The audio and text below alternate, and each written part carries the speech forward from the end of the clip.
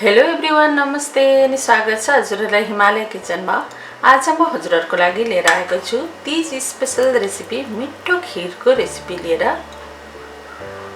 ल यसको लागि मैले यहाँ भाँडामा 1.5 लिटर जति दुधलाई उमाल्न बसाएकी छु।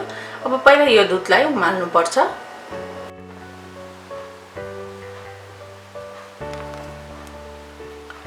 ल अब दुध उम्लेपछि म यसमा राख्दै छु 1.5 कप जति बासमती चामल। मैले यसलाई 15 मिनेट अगाडिदेखि भिजाएर लिएको छु।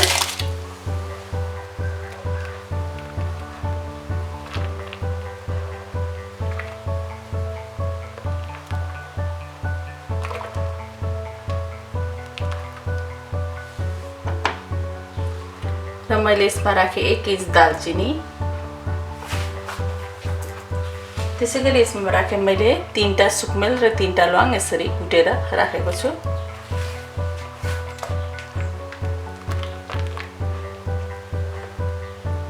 अब यसलाई चलाउँदै चलाउँदै दुध बाक्लो हुने बेलासम्म पकाउनु पर्छ। यसलाई बेला बेलामा चलाइराख्नु पर्छ, चलाएन भने चाहिँ तल टाँसिन सक्छ फेरि।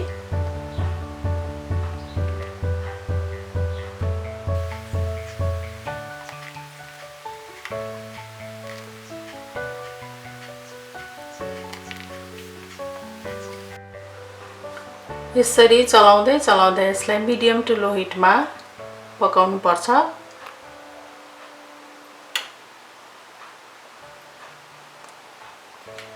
र अब हाम्रो दुध बाक्लो भएको छ। झन्डै 40 मिनेट जति यसलाई चलाउँदै पकाएपछि हाम्रो खिर यतिको देखिएको छ। र अब यति बेला भएपछि म यसमा राख्दै छु आधा कप चिनी। चिनी पनि आफ्नो हिसाबले राख्न सकिन्छ। यसमा आफूलाई कतिको गुलियो मन पर्छ त्यही अनुसार चिनी राख्नु होला हजुरहरूले। अब यसलाई मिक्स गरिदिउँ।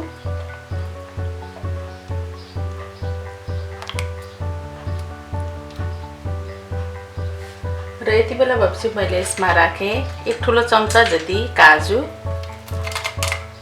त्यसैगरी 1 ठुलो चम्चा जति किसमिस र 1 सानो चम्चा जति पिस्ता बदाम राखेँ मैले। अब यसलाई मिक्स गरिदिउँ।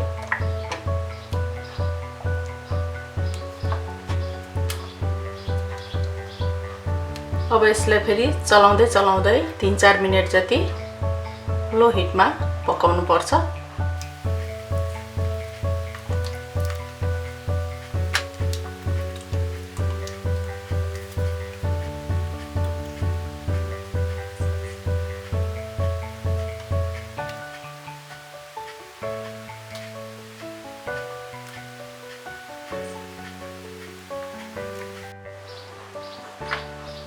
ल अब मैले राखेँ यसमा 1/4 चम्चा मरिचको धुलो। त्यसैगरी म यसमा राख्दैछु 1 ठुलो चम्चा घिउ।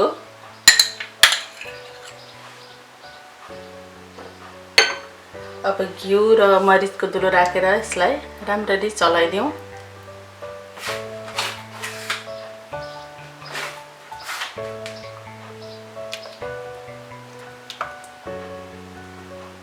अब फेरि यसरी चलाउँदै चलाउँदै अरु 1-2 मिनेट यसलाई पकाऊँ।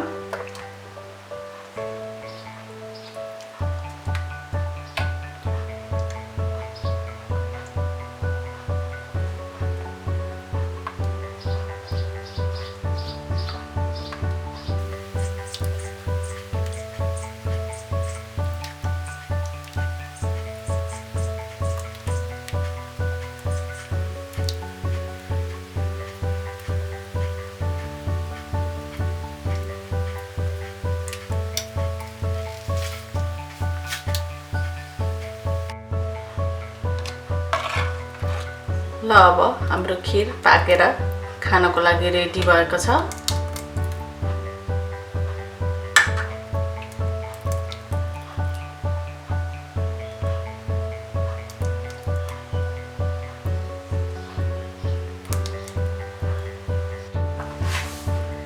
ल यसरी हाम्रो खिर चाहिँ तयार भएको छ। एकदमै मिठो बनेको छ। हजुरहरू पनि यसै गरी खिर बनाएर यसपालिको तीजमा या अरू कुनै पनि बेला अवश्य पनि इन्जोय गर्न सक्नुहुन्छ। हस् त यो मिठो खिरको रेसिपी हजुरलाई राम्रो लाग्यो भने हाम्रो भिडियोलाई लाइक कमेन्ट सेयर गरिदिनु होला। यस्तै रेसिपीहरुको लागि हाम्रो च्यानललाई सब्स्क्राइब पनि गरिदिनु होला।